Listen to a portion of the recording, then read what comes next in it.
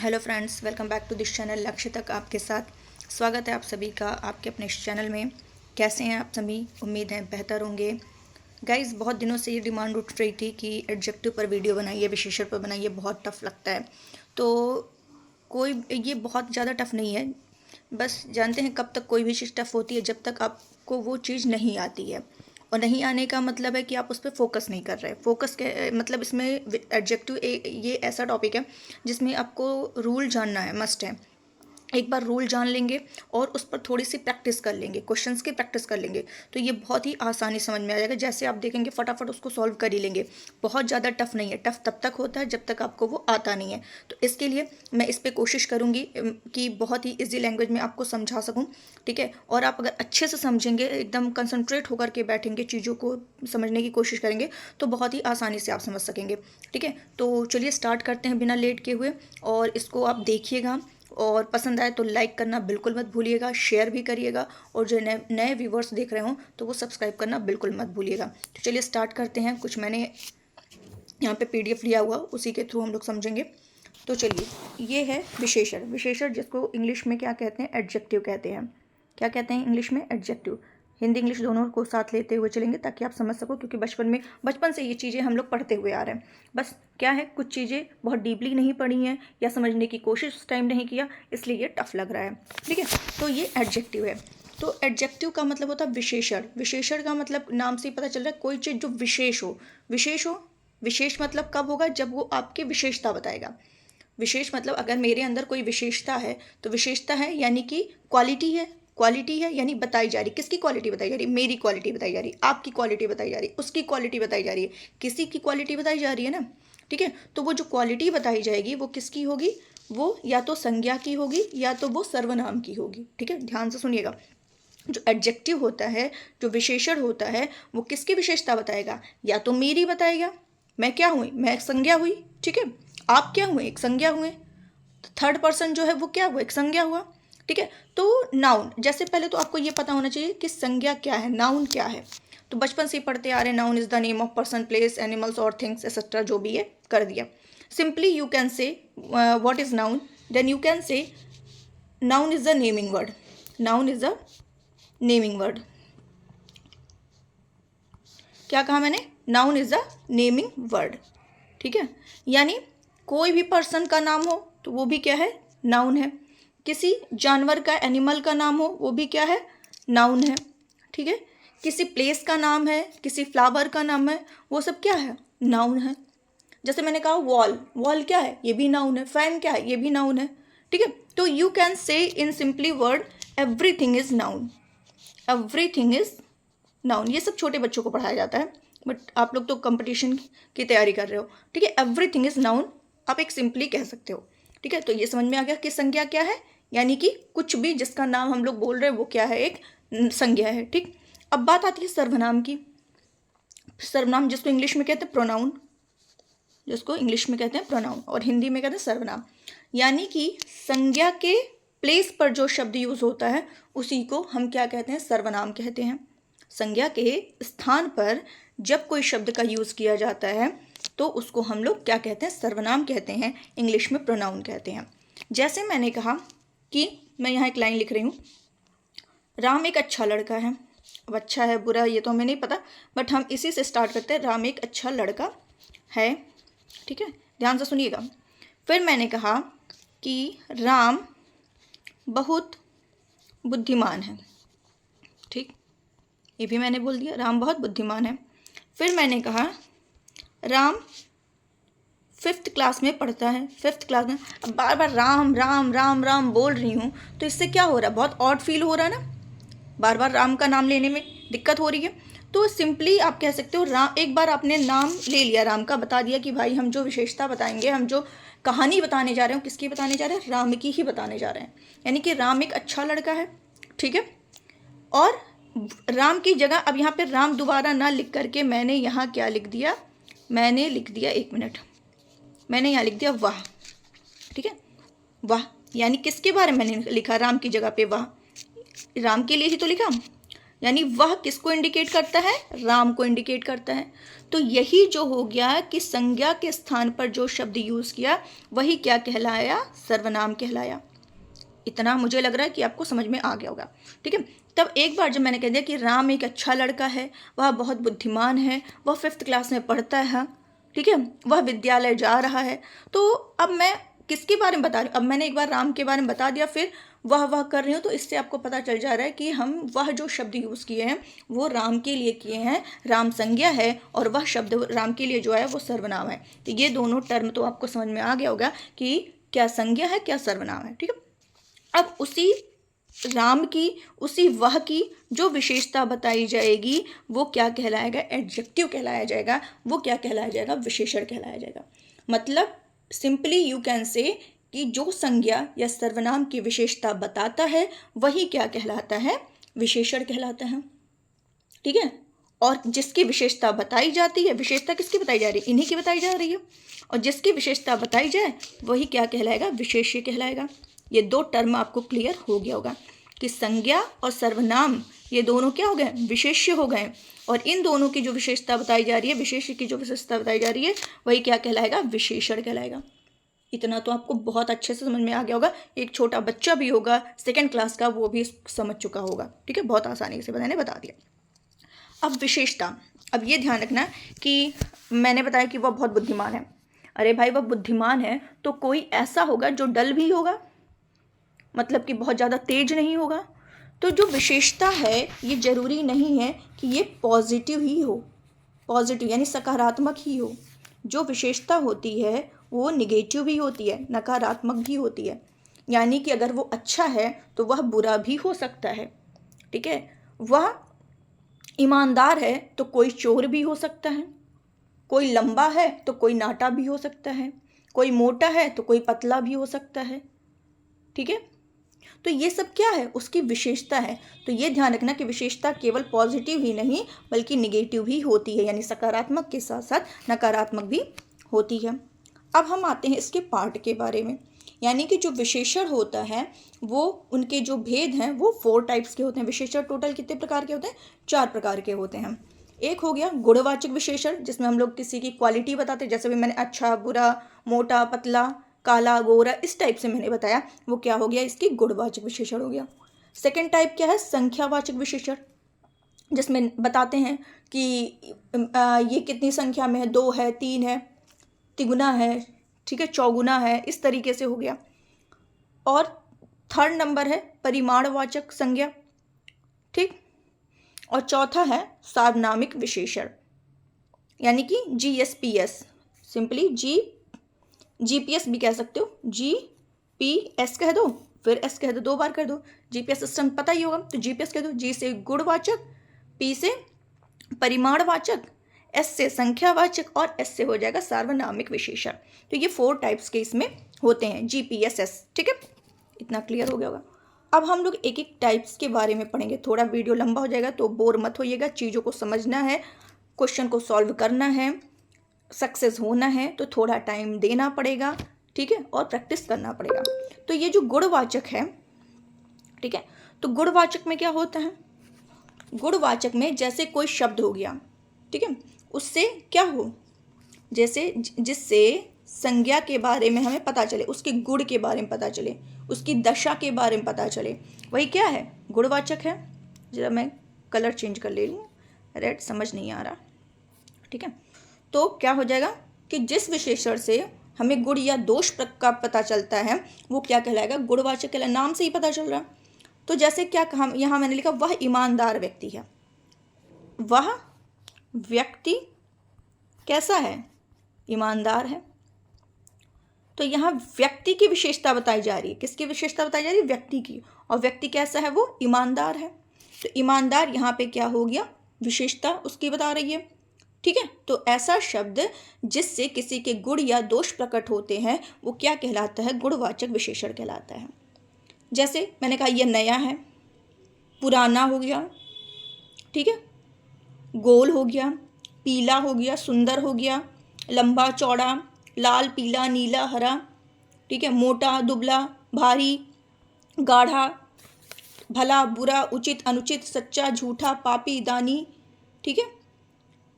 और इस जहाँ पर जैसे आ गया कि बड़ा सा, पीला सा, छोटी सी, ऊंची सी, ये सब क्या है, ये विशेषता बताई जा रही है ना, गुण बताया जा रहा है, किसी की क्वालिटी बताई जा रही है। तो इस तरीके से ये क्या हो गया, गुणवाचक विशेषण कहला गया, ठीक है। अब हम चलते हैं संख्यावाचक विशेषण के पास, यानी कि जहाँ पर संख्या का बोध हो। ऐसे जिन शब्दों से संज्ञा या सर्वनाम की क्या पता चलती है, संख्या निर्धारित होती है। जिन शब्दों से संज्ञा या सर्वनाम की क्या हो, संख्या लक्षित हो, संख्या प्रदर्शित हो, संख्या का बोध हो, वह क्या कहलाता है, संख्यावाचक विशेषण कहलाते हैं। जैसे मैंने कहा कि भैया उसके पास क्या है, उसके पास घोड़े हैं।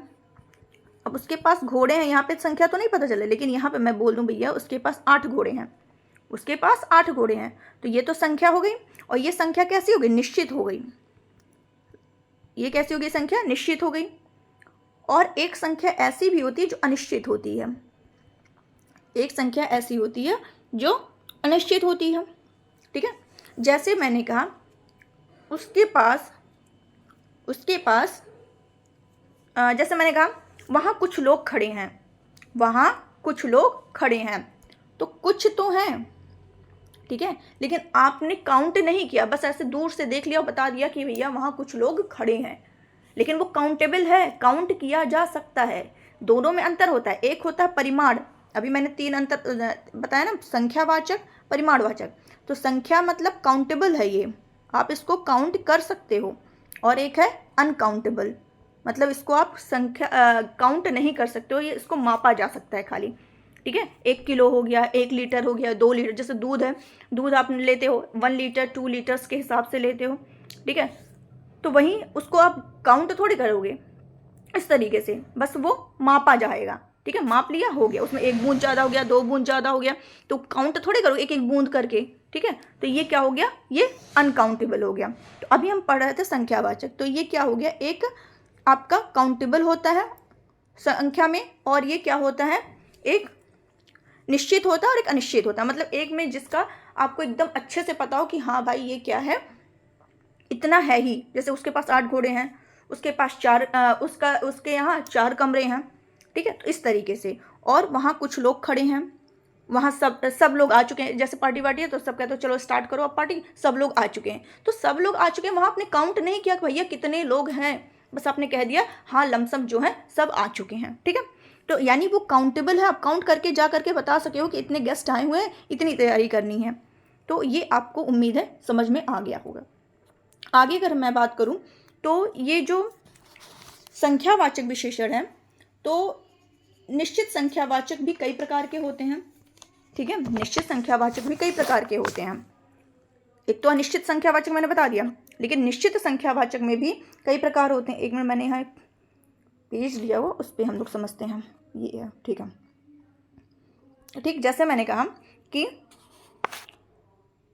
निश्चित संख्यावाचक भी कई प्रकार के होते हैं, जैसे मैंने कहा गणनावाचक, पहला हो गया गणनावाचक विशेषण, गणनावाचक विशेषण, ठीक।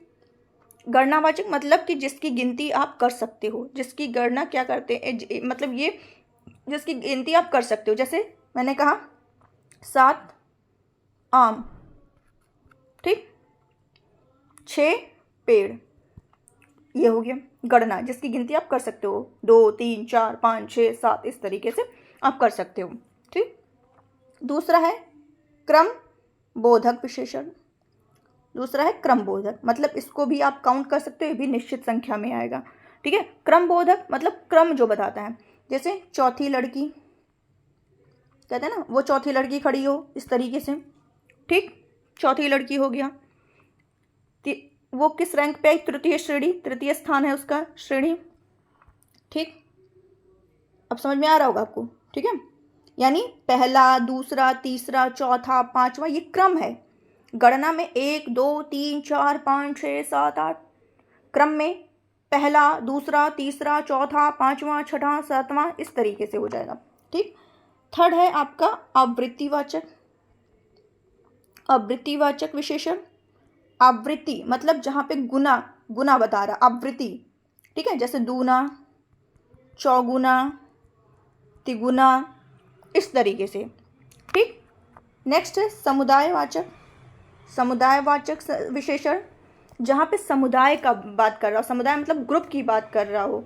ठीक है, यानी कि मैंने कहा कि तीनों लड़के इधर आ जाओ, जो वहाँ खड़े हो तीनों लड़के यहाँ आ जाओ। ठीक, दोनों भाई सो जाओ। ठीक है, इस तरीके से जो समुदाय बता रहा है, ठीक, ग्रुप बता रहा है। एंड पांचवा लास्ट है निश्चित में, वो है प्रत्येक बोधक। प्रत्येक बोधक विशेषण। प्रत्येक मतलब यहाँ हर एक का बोध कराया जा रहा है, अनेक वस्तु में से हर एक का बोध कराया जाएगा। यानी कहा जाएगा एक एक अपराधी को पकड़ो, एक एक, जितने भी अपराधी हैं एक एक को पकड़ो। ठीक है, प्रत्येक व्यक्ति यहाँ आ जाओ, प्रत्येक लड़कियाँ यहाँ आ जाओ। इस तरीके से प्रत्येक बोधक में हो जाएगा। यानी जो निश्चित वैसे तो संख्यावाचक दो प्रकार का होगा, एक निश्चित एक अनिश्चित। निश्चित में जिसको आप काउंट करके बता रहे हो, और जिसको आप काउंट नहीं किए हो, बस बता दियो, मतलब काउंटेबल है वो, लेकिन आपने उसको अनुमान बता दिया, कुछ लोग हैं, सब लोग हैं, इस तरीके से। वैसे ही निश्चित संख्यावाचक 5 प्रकार का होता है, जैसे मैंने बताया गणनावाचक 1 2 3 4 5, क्रमवाचक पहला दूसरा तीसरा चौथा पांचवा, आवृत्तिवाचक दुगुना तिगुना चौगुना। ठीक है, समुदायवाचक दोनों भाई पांचों बहनें, ठीक है, सातों घर, इस तरीके से हो गया। और प्रत्येक बोधक में हर एक का यहाँ पे बोध बताएगा कि हर एक व्यक्ति आ जाओ, हर एक नेता अपने अपने सीट पे खड़े हो जाओ, एक एक अपराधी को पकड़ कर लाओ। इस तरीके से यहाँ पर आपको क्लियर हो गया होगा। अब थर्ड जो हमारा नंबर था, तीसरा जो विशेषण का प्रकार था, वो था परिमाणवाचक विशेषण। क्या था? परिमाणवाचक विशेषण। और परिमाणवाचक विशेषण नाम से ही जैसे कि स्पष्ट है कि जिसे आप माप सको, जिसे आप तौल सको। ठीक है, वही क्या है? परिमाणवाचक विशेषण कहता है। अब ये भी 2 प्रकार के होते हैं, परिमाणवाचक भी। परिमाणवाचक भी 2 प्रकार के होते हैं। एक होता है निश्चित, जिसे आप निश्चित तरीके से तौल के दे दिए हो, मापे हो, और दूसरा है एक अनिश्चित, अनिश्चित परिमाणवाचक। निश्चित में क्या है, जैसे मैंने बताया था ना कि 1 लीटर दूध लिया, 2 लीटर दूध लिया, 4 सेर दूध लिया, 1 डलिया भर के आम ले आया। ठीक है, वहीं अनिश्चित में क्या हो जाएगा? अनिश्चित कि कहते हैं ना कि किसी से मांगना हो, भैया थोड़ा चीनी दे दो, थोड़ा चाय पत्ती दे दो, इस तरीके से। इतना पानी रखा हुआ है यहाँ पर, इतने सारे इतना सारा पानी, इतनी अधिक चीनी, इतना सारा गेहूं, इस तरीके से। ठीक है, तो ये अनिश्चित हो गया। आई थिंक क्लियर इतना हो गया होगा। ठीक है, एंड लास्ट हमारा है सार्वनामिक विशेषण। लास्ट क्या है हमारा? सार्वनामिक विशेषण। चलिए इसको भी देख लेते हैं। सार्वनामिक विशेषण, सार्वनामिक विशेषण क्या होता है, इसको मैं यहाँ पे बता दे रही हूँ। ये देखो यहाँ लिखा हुआ है। जैसे सार्वनामिक विशेषण क्या है? ऐसा शब्द जिसमें सर्वनाम शब्द संज्ञा के पहले आए। ऐसा शब्द जिसमें सर्वनाम शब्द संज्ञा के पहले आए। समझ में आ रहा? मतलब कि ये जो शब्द, जो क्या होता है, सर्वनाम शब्द विशेषण की तरह ही प्रयोग हो। जैसे मैं बताऊं यहाँ पर, यहाँ लिख दूं जो शब्द, जो सर्वनाम शब्द, ऐसे लिखो यहाँ पे, जो सर्वनाम शब्द विशेषण की तरह ही प्रयोग हो। अभी कैसे आप समझ रहे होगे कि कैसे सर्वनाम शब्द विशेषण की तरह ही, क्योंकि अभी मैंने थोड़ी देर पहले बताया था कि सर्वनाम और संज्ञा की विशेषता बताने वाले को ही विशेषण कहते हैं। अब यहाँ पे ये मैं सार्वनामिक विशेषण में मैं कह रही हूँ कि जो सर्वनाम शब्द विशेषण की तरह प्रयुक्त हों वो भी विशेषण कहलाते हैं। चलिए देख लेते हैं कैसे। जैसे मैंने कहा, यहाँ पे एग्जाम्पल मैंने लिखा, यह पुस्तक मेरी है।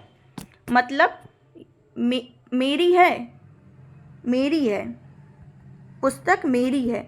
कौन सी पुस्तक? यही पुस्तक, यह पुस्तक, जो यह पुस्तक है, तो पुस्तक मेरी है। कौन सी पुस्तक मेरी है? यही, यानी पुस्तक की विशेषता बताई जा रही है यह। ठीक है, जैसे तुम उसके भाई हो, भाई हो उसके भाई हो, कौन भैया? तुम, यानी तुम विशेषता, यहाँ पे भी ये सार्वनामिक विशेषण है। जैसे मैंने कहा कि वह आदमी हमारा शत्रु है। एक एग्जाम्पल मैं दे रही हूँ कि जैसे उसने कहा वह आदमी हमारा शत्रु है। ठीक है, तो शत्रु है हमारा कौन? आदमी। कौन सा आदमी? वो जो सामने खड़ा है, वो जो साइड में खड़ा है, वही आदमी जो है हमारा शत्रु है। तो वह शत्रु है आदमी वही, तो वह जो है ये सार्वनामिक विशेषण कह दिया गया। ठीक है, मुझे लग रहा है कि अब आपको समझ में आ रहा होगा। ठीक है, अब आगे चलते हैं। इतना समझ में आ गया होगा। आगे हमारा है प्राविशेषण। एक टर्म आता है, इससे भी कई क्वेश्चन पूछे जाते हैं कि प्राविशेषण किसे कहते हैं। तो जो विशेषण की भी विशेषता बताए, अभी तक तो हम संज्ञा सर्वनाम की विशेषता बता दे रहे थे भैया, ठीक है। अब हम क्या करेंगे, विशेषण विशेषता की भी विशेषता बताएंगे। अब ये कैसे बता सकते हैं, बिल्कुल बहुत आसान है। जैसे मैंने कहा दुर्गेश, जैसे मैंने कहा दुर्गेश तेज छात्र है, अभी मैंने ये ब्लैंक छोड़ा है, ठीक है। दुर्गेश तेज छात्र है, तो दुर्गेश छात्र है, तो छात्र कैसा है, वो तेज है। तो छात्र की विशेषता यहाँ बता दिया गया, ये हो गया, अरे एक मिनट, विशेषण, ठीक है। तेज, ये छात्र की विशेषता होना क्या हो गया, विशेषण, यानी तेज क्या हो गया, विशेषण। लेकिन वो बहुत तेज है, बहुत तेज छात्र है, यानी अत्यधिक तेज है, तो ये बहुत जो हो गया, ये विशेषता की भी विशेषता बता रहे हैं, यानी इसी को कहेंगे प्राविशेषण। मुझे लग रहा है ये भी आपको समझ में आ गया होगा, ठीक है। जैसे मैंने यहाँ लिखा, वह बहुत तेज भागता है, तो वह, ठीक है, वो भाग रहा है, तो भागना उसकी क्रिया हो गई, लेकिन कैसा भाग रहा है, तेज भाग रहा है, तो तेज उसका विशेषण हो गया, भागने की क्रिया, क्रिया की भी विशेषता बताई जाती है ना। तो तेज भाग रहा है, लेकिन कितना तेज भाग रहा है, बहुत, तो तेज भागना, तेज की भी विशेषता बहुत बताया जा रहा है, यानी ये हो गया प्रविशेषण। ये भी क्लियर हो गया होगा। अब आते हैं विशेषण की अवस्थाएं। तो विशेषण की अवस्थाएं ये भी 3 तरह की होती हैं। जैसे आपने पढ़ा होगा, डिग्री पढ़ा होगा इंग्लिश में, ठीक है, positive degree, comparative degree, superlative degree. जहाँ पे हम लोग क्या करते हैं, क्या होता है, पॉजिटिव डिग्री में एक ही बंदा है, ठीक है, कंपैरेटिव में 2 के बीच हम लोग अंतर करते हैं। वहीं सुपरलेटिव डिग्री में क्या होता है, 3 लोगों के बीच में बताते हैं कि भैया ये इन दोनों से बेस्ट तीसरा बंदा है, ठीक है, इन तीनों में बेस्ट वही है, ठीक है, यानी फर्स्ट सेकंड रैंकर होता है ना, तो जो तीनों में फर्स्ट होगा वही सर्वश्रेष्ठ होगा। तो वैसे ही हिंदी में विशेषण की 3 अवस्था होती है, वो कौन सी होती है, ये है मूलावस्था, उत्तरावस्था, उत्तम अवस्था, ठीक है। उत्तरा यानी कंपैरेटिव, जो 2 लोगों के बीच में होता है, उत्तम वही है जो तीनों में नंबर 1 हो, और मूला मतलब जो मूल हो, यानी कि जो प्रिय है, मतलब यही प्रिय है और कोई नहीं है, केवल एक ही है, ठीक। और वहीं प्रियतर, प्रियतर मतलब इन दोनों में कोई एक हमें क्या है, बहुत ही ज़्यादा प्रिय है, बहुत ही ज़्यादा मतलब प्रियतर है, यानी इससे भी ज़्यादा वो मुझे प्रिय है। और थर्ड है उत्तमावस्था, यानी प्रियतम, सुपरलेटिव डिग्री, प्रियतम, यानी कि इन दोनों से भी मुझे वो अच्छा है। जैसे इंग्लिश में कहते हैं गुड फर्स्ट हो गया, बेटर सेकंड हो गया, थर्ड में बेस्ट हो जाता है, ठीक है। तो ये समझ में आ गया होगा। जैसे beautiful, more beautiful, most beautiful, इस तरीके से होता है ना, ऐसे ही हिंदी में है मूलावस्था, उत्तरावस्था, उत्तमावस्था, प्रिय, प्रियतर, प्रियतम, ठीक है। इतना क्लियर हो गया होगा। अब आते हैं विशेषण भी क्या होता है। विशेषण को यूज करने के भी 2 तरीके हैं। विशेषण का प्रयोग हम 2 तरीके से कर सकते हैं। कैसे कर सकते हैं, है नहीं, करते हैं।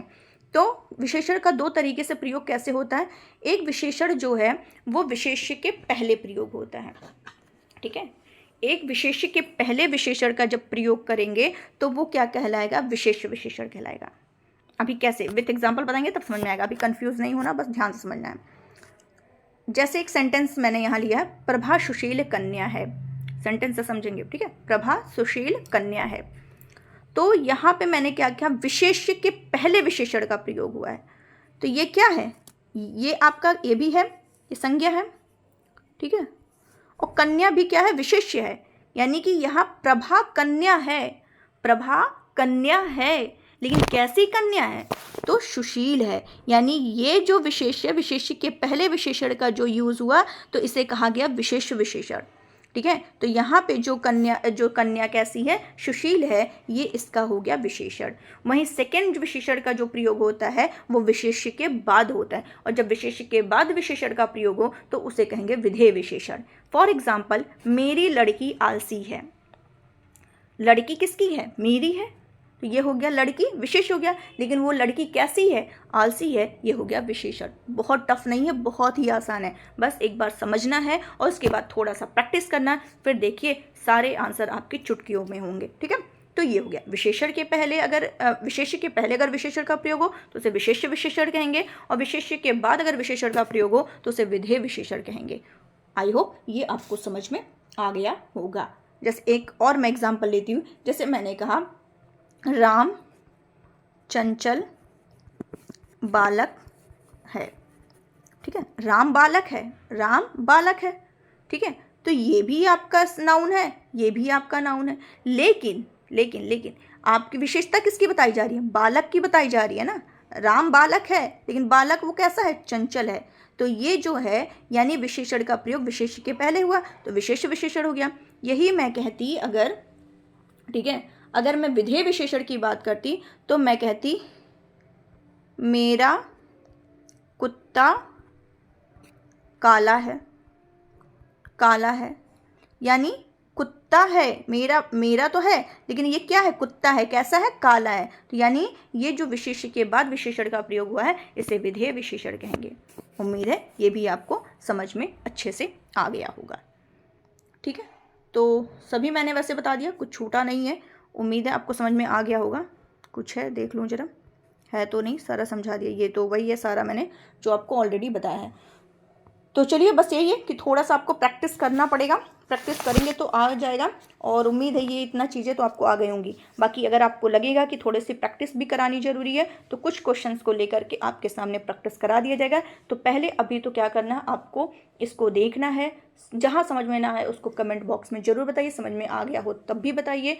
फीडबैक देना मस्ट है, दीजिए फीडबैक। अच्छा लगा तब भी, नहीं अच्छा लगा तब भी।